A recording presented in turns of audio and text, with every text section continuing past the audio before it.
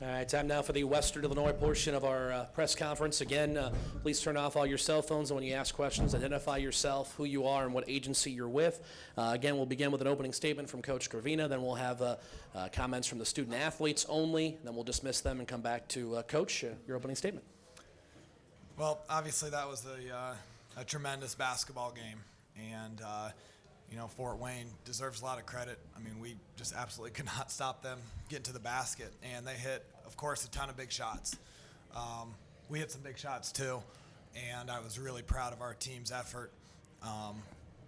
When they hit that three at the end of regulation, since in overtime, I think it would have been a lot of teams might have just kind of folded at that point.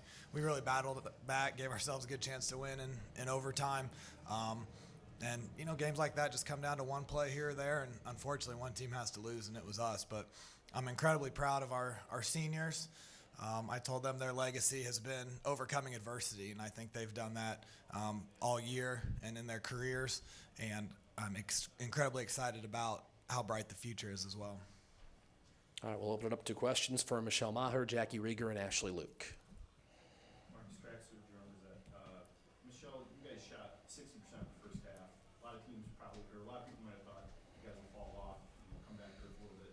You guys still shot well the rest of the game. What sort of kept you going? I just think overall we're a good shooting team. When we shoot good, we play good, and the game came down to the wire, and just could have wished we could have hit a couple more shots, and we couldn't. So. Garrett Kodge, Western Courier, how devastating is it to all you guys to lose a game like this? You're right there, and then you just couldn't pull it out and double overtime? Well, we worked really hard, so that was the worst, putting in all that effort and not getting the win. But all we could do was work hard, and it just didn't turn out for us at the end. Aaron Viner, Western Courier. Michelle, Ashley, your first Summit League tournament games. What was it like for you to really be able to produce at such a big level? Well, it's definitely a different atmosphere. You get really excited to be here and to play. And I think it was just a focus to let the game come to you instead of trying to force it. So luckily, when we got in the flow of things, we were able to produce. Scott Holland, Gunner Boys. Was there a point in the overtime where fatigue started to set in a little bit, because that's kind of where the shooting percentage really kind of dropped off a little bit? Yes, I could say that. I was struggling to get down the court, and we just had to I knew how to take my time, and there were some points in the game where I got really tired, and I just had to battle through it. The adrenaline definitely helped. Yeah, the energy was contagious tonight, and I think that helped through the two overtimes as well. Anything else for our student athletes? All right, ladies, thank you. Thank you.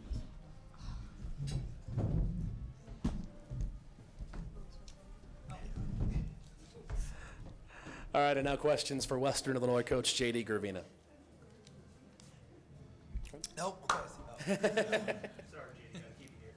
But obviously, tough loss. What's it like, because Saleh didn't produce that much in the first half, what's it like knowing that with some of the younger players you're able to compete still without your best scorer? Yeah, it's tough for Saleh because people are just all over her, and she has a hard time. It's going to be tough for any kid to get off quality shots. And think about Saleh, she grabbed 7 rebounds, had 4 steals, and I think that's something about, again, the senior group. When shots weren't falling, she found another way to help the team. I thought she had some really big offensive rebounds and steals. At the same time, you look out there and you see, Michelle and Ashley as freshmen, and to have them for 3 more years. Charnel Reed's going to do big things for us. And honestly, we have some young kids on our bench that are right there competing for playing time. Of course, we'll have Becca Hendrickson back. So I don't think there's any doubt that the future is really bright here. It doesn't make it feel that much better right now, but I know probably in about 2 days when I start thinking about next season, I'm going to get really excited. Coach, when they had their 2 best players arguably foul out in the second overtime, did you feel like there was a little bit of an opening there for you guys to take advantage? Yes and no. I've been a part of a lot of games where something like that happens, and their mentality is, okay, everyone else has to step up. And as we know, basketball is a team sport. And when you have 5 people on the floor trying to step up their game, that can be really dangerous. And I thought, you have to give them a lot of credit. They really stayed solid when Amanda fouled out. And, Haley to have 33 points on 9 of 16 shooting, gets the free throw line 12 times. She won them the basketball game. And for them, that's exciting to see. How frustrating was it for that shot to fall and send it into overtime? It's frustrating. It was funny. Probably about a month ago, the big debate now is foul or defend. When you're down 3, foul, send them to the line for shoot 1-on-1, and make sure you get the rebound. And I've always said defend. I feel like you believe in your defense. Kind of a big believer in the spirit of the game. And honestly, we played phenomenal defense. We guarded the heck out 3-point line. They tried to run a flare to hide. We were all over it. They had to chuck one up, and they hit it. And, it's good for them. It made for a really exciting game. At the time, all I could do is clap my hands and try to get my team fired up for overtime.